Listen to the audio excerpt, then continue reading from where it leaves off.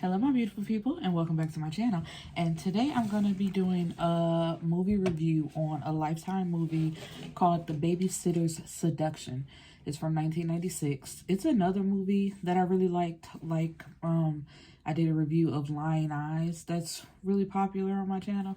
So I figured let's do another one. And you know, Lifetime movies back in the day were so good. So let's get started. Okay, so we start off with a young teenage girl on the phone talking to her friend Tracy about homecoming. And then she hears a noise, and so she's like, they're home, I gotta go. And she hangs up. So I'm thinking it's her parents. Maybe she's grounded, she's not supposed to be on the phone. And as she gets to the top of the stairs, she says, hi, how is everything? But she doesn't see anybody. So she goes downstairs and she continues to hear like different noises. So she picks up the phone, assuming to call the cops. And then like somebody scares her from behind. And it looks like it's her boyfriend. And so they go get in the pool. And as soon as she gets in the pool, she's just laying there. So it looks like she's drowning. And at first he's thinking like, oh, she's just kidding. He doesn't pay her any attention. But as she continues to stay there, he jumps in the pool after her and she pops up and says, gotcha. He's like, oh, you think you're so funny, huh? And come to find out, because they get out of the pool and like they go back in the house and she brings him into the closet and she's holding up a dress and she's like, how would you like to see me in this in homecoming? And he looks at the tag of the dress and it says $485. And he said, yeah, right. And the way they're just talking about the family, I'm assuming it's not her family. And I was right, because come to find out, her name is Michelle and she's babysitting for like a rich family. And I say rich because like the way her and her boyfriend talk about the family, like, you know, they have everything, their life is so perfect, wouldn't you like to live like this? They don't have the same like kind of money that they have. And the family that she's babysitting for, the what is it, Bertrands, what was I saying? So when they come home, you know, she passes the mom on the stairs and the mom tells her, you know, Mr. Bertrand is waiting to take you home. And Mr. Bertrand is the daddy from Seventh Heaven. I forgot his name, but I do remember the show Seventh Heaven. That was the daddy. So he drops her off in her neighborhood, which looks to be like a maybe middle class, lower class neighborhood compared to, you know, where they stay. And he's asking her about her goals, what she plans to do with her life, and she's saying she wants to one day live like him and make money like him. And he tells her, you know, it's not about what you have, it's about who you have it to spend with. And so we have her babysitting again. She's over at the house once again, and Mrs. B is all dressed up in that I think it's that same dress that Michelle had tried on or held up to her body. And it's her birthday, and Mr. B comes in the house and tells her like he has a surprise for her, and it's a brand new Land Rover, and it is beautiful. Even for it to be in the 90s, I would drive that car today if I could drive. And so, you know, like she's all dressed up and she tells him, because he says, how about we all take a ride in mommy's new car and go to dinner? And she's like, you know, I'm dressed, I made dinner reservations at Waldorf, you know, I'm thinking it could just be us two for a lovely dinner. And he's like, oh, I canceled, I thought we could just do the family thing. And it's just like, why would you cancel my reservations? And then you cancel my reservations and you don't tell me that you canceled my reservations. So now I'm just standing here looking stupid. And it's like, you could tell it's tension between them, because even before all of what I just said, and he presents the card, he asks her, you know, do you like it? She turns and looks at him and says, does it matter? And it's just like, and Michelle in the back looking. And of course, to somebody who doesn't have what they have, it's just like, she's looking at her like she ungrateful for him just giving her this brand new car. But it's just like, girl, if you only knew. Fuck that girl. So, of course, she agrees. So she goes to take off her dress and, you know, they do the family dinner thing. The next day is the same thing, another babysitting thing. She's, Mrs. B, whose name is Sally, tells Michelle, you know, they have this and this and this going on. So make sure they have the, you know, just running down the schedule to make sure everything is good. And she tells her, you know, I'll be back home around 5, maybe 5:30. And Mr. B, who is, his first name is Bill, he says he has a flight to catch. He got to go do some paperwork. You know, it's just real busy in the moment. A lot of things are going on. So Michelle takes them to tennis. And when she takes them to tennis, before that though, because before he walks out the door, he's like real loud on his cell phone. And he has Michelle pass off his cell phone to Sally to make dinner reservations with somebody who called them. But then, okay, so Michelle takes them to tennis, but while they're at tennis, she realizes that she left their piano.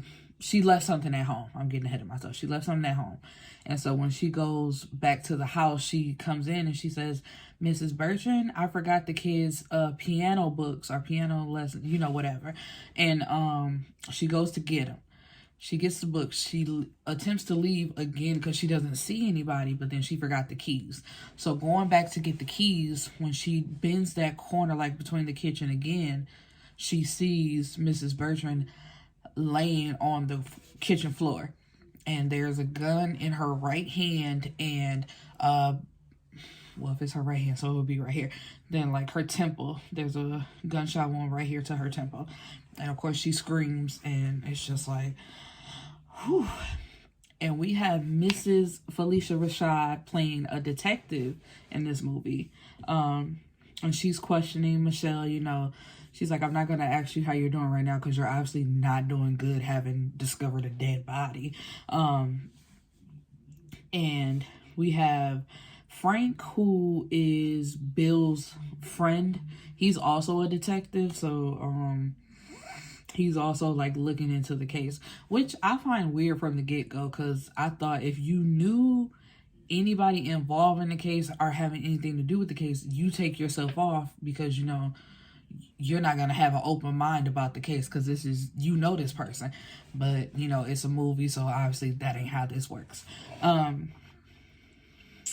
From just looking at things right now, because there's no forced entry, they found the gun in her hand and, you know, the gunshot wound to the right temple, so it's looking like a suicide. And of course they bring Bill, I guess they pick Bill up from the airport and bring him back to the house, and his eyes are bloodshot red. He's all torn up. And we have Detective Jacobs, who is Phylicia Rashad. Her name is Kate Jacobs, but I just, in my notes, I refer to her as Detective Jacobs. She goes to see Michelle again at her home, and asks her a few questions. And come to find out, she didn't notice anything different or out of the ordinary about them. And she does tell her that she passed Sally Bill's cell phone so she could make the reservations. And besides that, it was just a normal day in the house. And so also at the wake, which I did find to be a little distasteful, because at the wake she tells Bill, you know, I'm so sorry for your loss again, but did you know that your wife was under psychiatric care? And it's just like, whoa, really? And Frank is like, Kate, maybe we can do this another time. She's like, of course, I'm so sorry. But Bill was like, no, we can do it now. And he's like, no, I didn't. Why would I know that? And she tells him that there was traces of, what is it, Daynol in her system, which is antidepressant. And he's just like, you know, no, I didn't know any of those things, you know, like, sorry, basically. And Frank is just like, well, we'll talk about this later. And he pulls him away. And so then we have a car, like, whipping down the highway and then whips into the police station. And Detective Jacobs is like on her way out the door, and then we have this guy like pushing into the police station. And, you know, she kind of looking at him like, rude. But then the guy is like, I need to speak to someone about Sally Bertrand's murder. And she's like, well, you can speak to me about it. I'm Paul Richards. I was Sally's lover. And it's just like, could you be more dramatic right now? But it's so good though. But it's just like, really, that's just how you walk in the door. I'm her lover. It's just really. And then we have Bill and Frank like walking and talking, and Bill claims to have found this bottle of unmarked pills in Sally's things as he was going through them. So maybe this could be what you're looking for. And it's just like, and Frank takes them. Like, he opens it, sniffs, and he's like, we'll log it in. It's like, no, why would you take that? I'm like, Bill, no. Because if you found this anywhere, you should have left it there and let us discover it. You giving this to me makes no sense, and it looks fishy. So it's just like, why would you take them? But he took them anyway. And Frank also tells him about Paul claiming that Sally was going to leave him, and he claims to have no knowledge of an affair. He don't know who Paul is. He don't know nothing. So he's like, this is news to me. So we have Michelle at school with her friends, and it's like they in a computer class, and one friend just leans over and like, so you just saw her dead body laying on the ground? And it's just like, girl, really? You can't have a little bit of decency? But she's like, yeah. And so her friend Tracy, she's like, you're not still babysitting for him, are you? And she's like, I don't know. Her boyfriend turned and was like, excuse me, you are not going back over there. Tell him to find somebody else to babysit his kids. That is not your problem. And she's like, yeah, sure. But then the very next scene is her meeting up with Bill. And, you know, he tells her that he's gonna have to find somebody full-time, but for right now, he could use her help. And she's like, sure, anything you need, call me. I'm available. And it's just like, really? So then when they get back to the house, he tells her that he has a surprise for her. And they go out, you know, he opens the door, and Sally's brand new Land Rover is sitting out there, and he gives her the keys. He's like, you know, I want you to take this. And she's like, what? No way. Why would I can't do that? Because she was driving, they had an old station wagon. And she was like, I'm perfectly fine with that car. He's like, you know, it breaks down all the time, and you driving my kids around. So if you're going to drive my kids around, I would prefer you be in something safe. And so, of course, she takes it no problem. She geeked up. Because it's like, she's an 18-year-old driving around in this new Land Rover. Of course she's going to take it. And so the next morning, her mom see this brand new car out there. And she's like, Michelle, where this come from? And she's like, you know, he gave it to me, just so I can, to get the kids around. And she was like, you know, he insisted. I didn't ask for it. Because her mom was like, are you sure he gave it to you? And she's like, you know, of course she's offended. I would be too. I'm like, what, I just stole the car and I'm just driving around with it like it ain't nothing, Mom? Really? But her mom tells her, you're 18, you don't need to be driving. And I didn't know how to feel about that, because it's just like, what? Why wouldn't she need to drive? Like, I can understand you're upset, but be logically upset. So she also pulls up to the school, you know, honking the horn, ready to show off this car. And she was like, can you believe he just gave it to me? So the boyfriend like, so what did you give him? And I'd be offended, because now this is where I'm on Michelle's side, because it's just like, don't play me like that. I didn't give him anything. You know, he offered it to me, and yeah, I took it, because why wouldn't I take this car? But the boyfriend, like, he is very suspicious. He's like, why would he just give this to you? Like, that makes no sense. So Detective Jacobs, now we have Detective Jacobs and Frank are talking, like they're passing each other, because she's about to leave to go let her dog out. And she tells him, you know, I left the lab results on your desk. And he was like, everything checks out? She said, no. He like, what, what's the problem? She's like, there was no gun residue on Sally Bertrand's hands, so that suicide ain't looking like a suicide no more. And Frank is like, those lab results, they aren't 100%, whoop-de-whoop. I'm still thinking it's a suicide. And she's like, this is murder. I know that's your friend, but this is no longer a suicide. So Detective Jacob, she goes to talk to Paul again. And as soon as he see her, he's like, it wasn't a suicide, was it? And she's like, no. So he's just telling her all these things about how Sally was scared of Bill. She didn't really want to leave him. He was controlling. She wanted to work. He wouldn't let her. Every time she thought about going to work, because the kids were in school, Bill told her that just means it's time for her to have another baby. So basically just sit down somewhere because you're not working. And she believed that Bill was having them followed. So he knows, or he believes, that Bill knew about them. And at some point, Sally did break it off with him because she was too scared of Bill. Like, I don't know what he's going to do. It's just too dangerous for me to see you. And so Phylicia, Lord, Detective Jacobs is like, so she broke it off with you. And, he like, yeah, why you looking at me like that? I came to y'all. I gave y'all the information. And she's like, well, it's looking bad against you because she broke it off with you. She didn't break it off with her husband. She broke it off with you. So he kind of left stuck on Stu because it's just like, dang, that don't look good for him. And, but he was like, I know he was having us followed. So he's calling around, agency, like, what is it?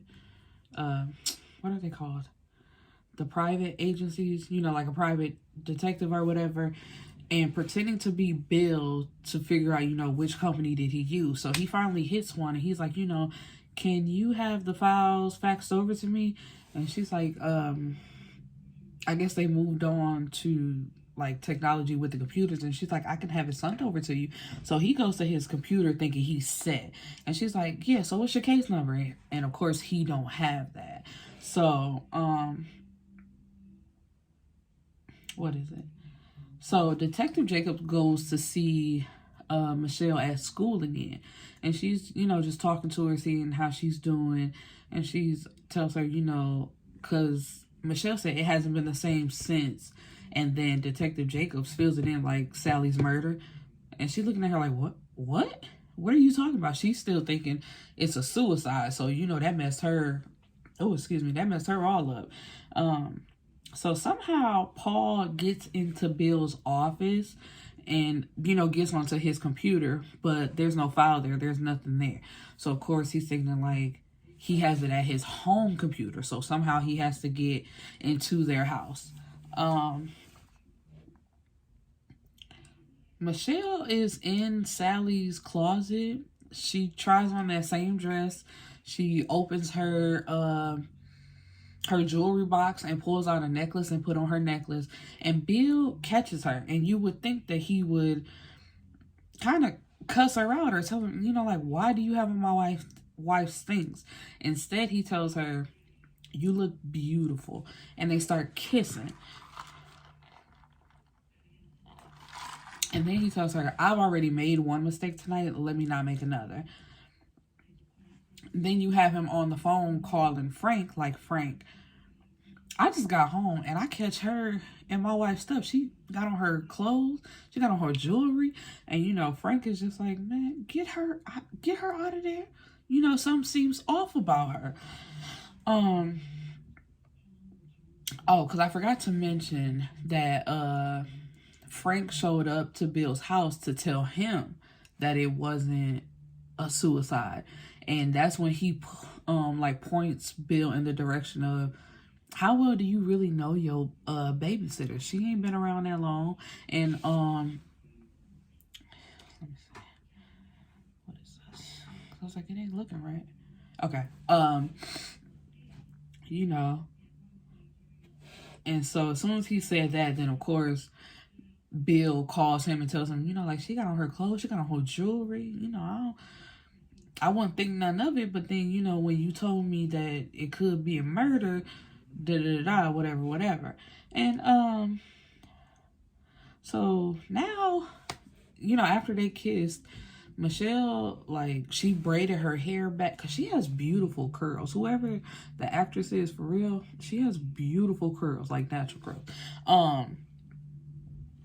But she done braided that back into a braid down her back. She got on makeup. She got a skirt on. She done put on heels.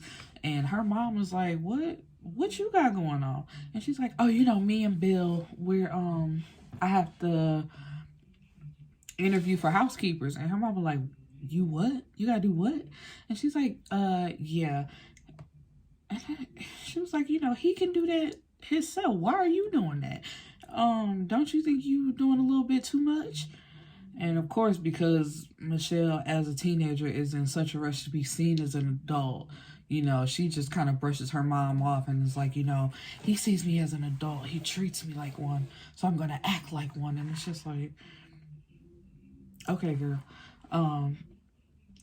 So Paul gets into the house because the little boy, Kyle, you know, he just answers the door and is like, I never known a man that wanted to be a housekeeper. And Paul is just like, aha, that's my way in. This one does. And so the boy just lets him in because he don't know no better. And then we have Jennifer, who is the daughter. She's watching Michelle give the interviews. And as she's walking the lady out, the lady is like, thank you for your time, Mrs. Bertrand. And little Jennifer clocked it. She said, you're not Mrs. Bertrand. That was my mom. And so she's basically trying to tell Jennifer, you know, for me doing these interviews, it's just better if I say I'm Mrs. Bertrand. And she's like, it's hard to understand. And it's like, no, it ain't, girl. You pretending to be his wife and you are not his wife. All you gotta do is say, I'm conducting the interviews. They don't need to know who you are. You just in this man's house pretending. So that do look bad on her part, because it's just like, just say you the babysitter. You conducting the interviews for him. That's all you gotta say. You don't have to pretend to be his wife. You are not Mrs. anybody. And so, but she's like, where, Jennifer? She's like, so where's that male housekeeper? And she's like, what are you talking about? She was like, Kyle said there was a man here that wanted to be the housekeeper. So, of course, she goes looking through the house and she finds Paul at the computer, you know, trying to get into it. And she's like, you know, what are you doing? Get out. And he tells her, you know, like, I was with Sally and did, you know, it's just like, that don't help your case. You quickly trying to explain this to her. It's like, you know, I know there's some information on this computer. It's like, she knows this family. She don't know you. Why would she just help you out? Of course she's gonna threaten to call the police, which she did. And then so she tells Bill about it. And Bill is on the phone. Well, it appears that he's on the phone like, Frank, no, I want to straighten it on him right now. You know, Michelle is really upset. He could have did something to my kids.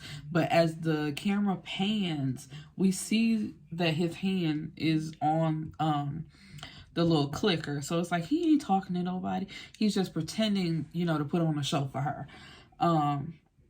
And so Michelle tells him when he comes back to talk to her, like, you know, we're getting it all straightened out. Don't worry about it. And, you know, I'm really upset. Something could have happened to my kids or to you. And it's little stuff like that just makes me laugh because it's the way he threw it in as an afterthought, like, or you know, whatever, but really my kids. But she tells him that Paul said something about there being something on the computer that he was looking for. So, of course, later that night, Bill goes to the computer, types something in, and he sees that there has been a successful transfer. So now he knows that whatever Paul was looking for, he transferred it over to his computer. So he goes to Paul, like on Paul's boat, because I guess that's where Paul lives. Like he don't have a regular house. And he wakes him up with a gun. And he makes him go to the computer and type in the files. And we see that the files that he was looking for was the evidence that Bill knew about Paul and Sally, even though he claimed he didn't know anything. And, you know, there's pictures of them together. And it literally, it says cheaters at the top. So he makes Paul, first he makes him print out the papers. And then he makes him delete the file. And then, you know, like they get the fighting over the gun. And at one point, Paul is choking Bill out, but Bill manages to like knee him in the groin, and what is it? He kneed him in the groin because he also had a flashlight. But it's like the flashlight is on the floor. He knees him in the groin, and then he shoots him because there's blood splatter on the flashlight. And he manages to roll Paul up into like a blanket or a rug or something, tie him up, and roll him out into the water. And those same pictures that he made him print off, he like ripped them up and threw them out in the water with him. And so Bill gives Michelle the necklace that he like caught her in, like with the dress and the necklace. He gives it to her as a gift. He's like, you know, I want you to have this. And he tells her that he loves her. And so, when the next day, like Frank shows up to the high school, and I'm thinking he's there to talk to Michelle, but he's actually there to talk to Tracy. And then he goes to the pool to talk to Michelle, because it's just like, you wouldn't be doing all of this. You know, like I talked to your friend, she told me this, and it almost sounds like you're trying to step right into Sally's shoes. So of course he's of the belief that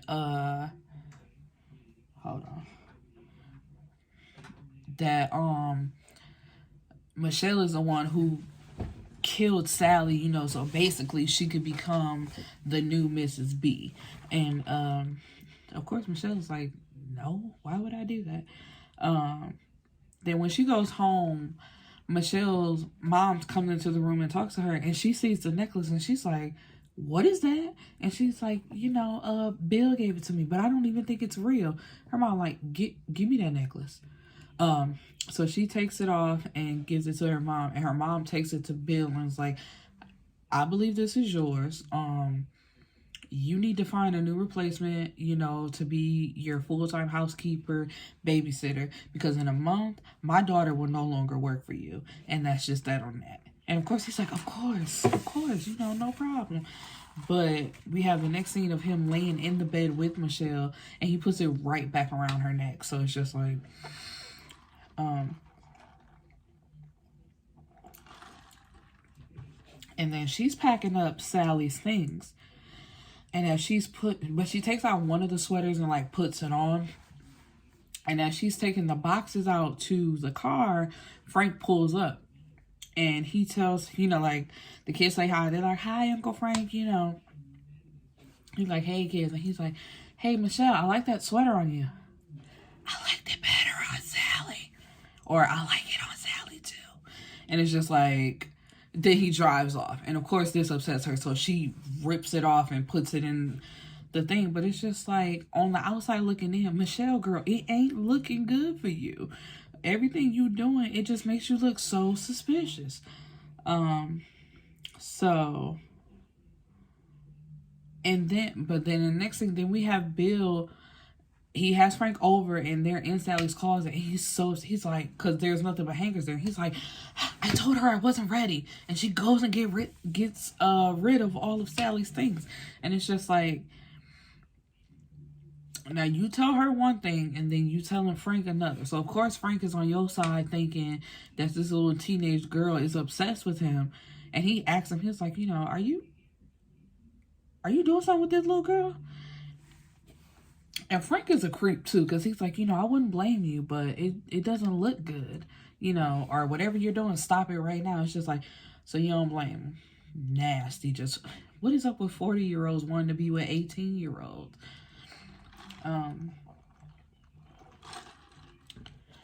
And so Michelle talked to Bill, because she's like, you know, why does your friend keep harassing me? And Bill, of course, flips it around. It's like, I don't think it's harassing, but I'll talk to him. I swear I'll talk to him. And then I guess she talks to Detective Jacobs because she asks him, what did the lieutenant say about him harassing me? And it's like, it's not harassment. He's doing detective work because he thinks that you are the one that killed Sally. And she's just like, what? And she's like, why would he think that? And she's like, because Bill is telling him one thing, and why? Do I need to move this way? Because that, like, the light. Hold on. I was like, then you can see the shadow. I'm trying to work with me here. Is that better? I think that's good. That looks good right there. My bad, y'all. So where are we? So, basically, Detective Jacobs is telling her, like, you're saying one thing, Bill is saying the other. Basically, he's saying two things because it's like he's telling you one thing, then telling Frank the other, and then, you have your story. So it's really like 3 sides to this story, and actually 4 because whatever is really the truth. And so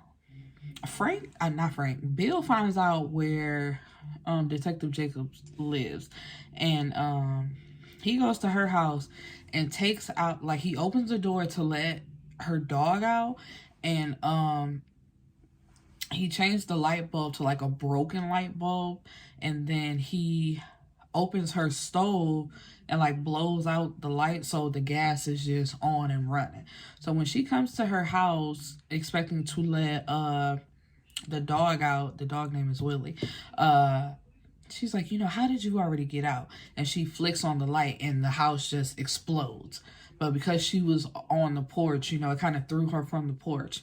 And Bill is thinking he killed her, so he turned and walked away, thinking his job is complete.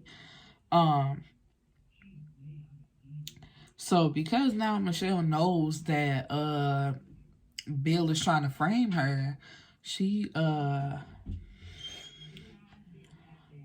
goes on his computer, trying to open the file, and he comes up behind her, and he opens the file to show her the pictures of Sally and Paul cheating together, and basically, it finally clicks in her head, like, you killed your wife.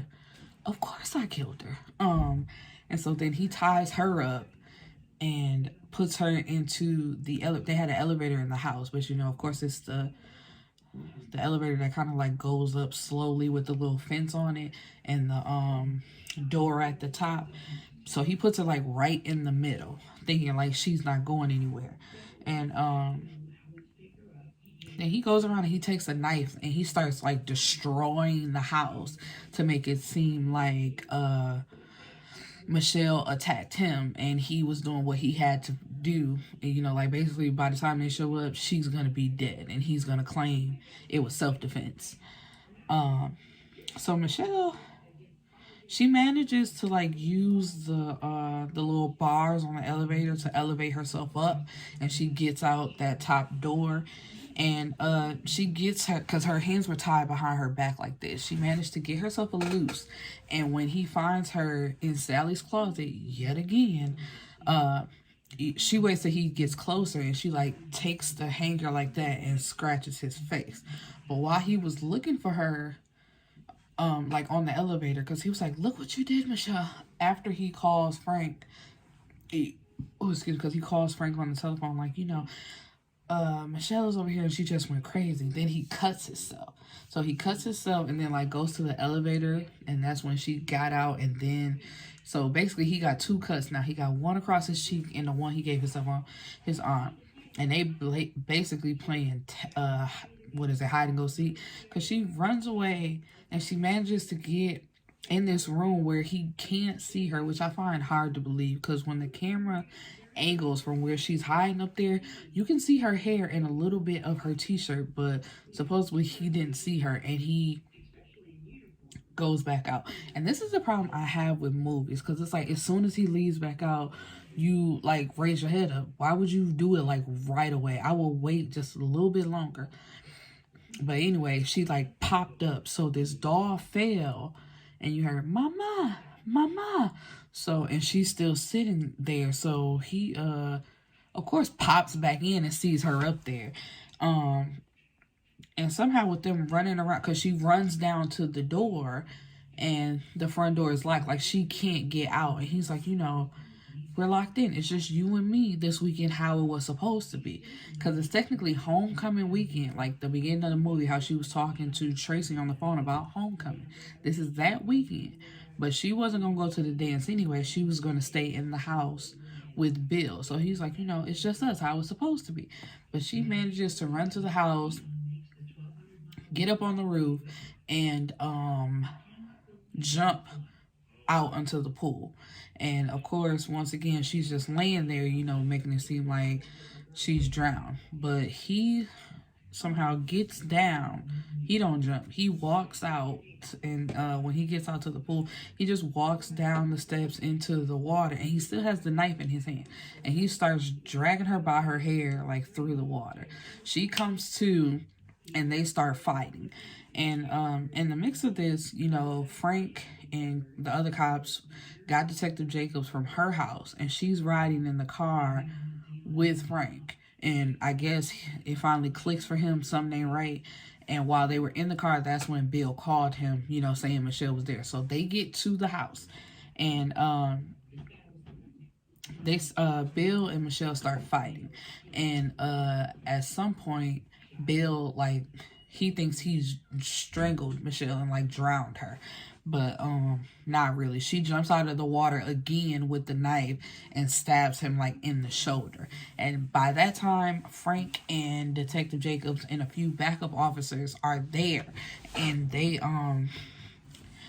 Frank has his gun pointed at Michelle. Okay, so my camera cut off on me and I just had like one more thing to say. So Frank is standing there with the gun pointed at Michelle, telling her to put the knife down. She drops the knife, and Detective Jacobs is standing at the other end of the pool, and she tells her, you know, like, come to me, come to me. And Bill is just, Frank. And Frank is like, what? Are you going to tell me another one of your stories, Bill? You know, I love your stories. And so Michelle gets out of the pool and goes to Detective Jacobs. And then she turns around and like, wait, there's one last thing I don't need. And she like rips off the necklace and throws it into the pool. And it just happens to land by the knife that still has the blood on it, even though it's at the bottom of the pool. And so they all walk away together. And but Frank tells the backup police, you know, get him a doctor and read him his rights. So the way the movie ends is by Bill being pulled out of the pool while still screaming, Frank! Frank! And that's the way it ends. Have a beautiful day. Peace.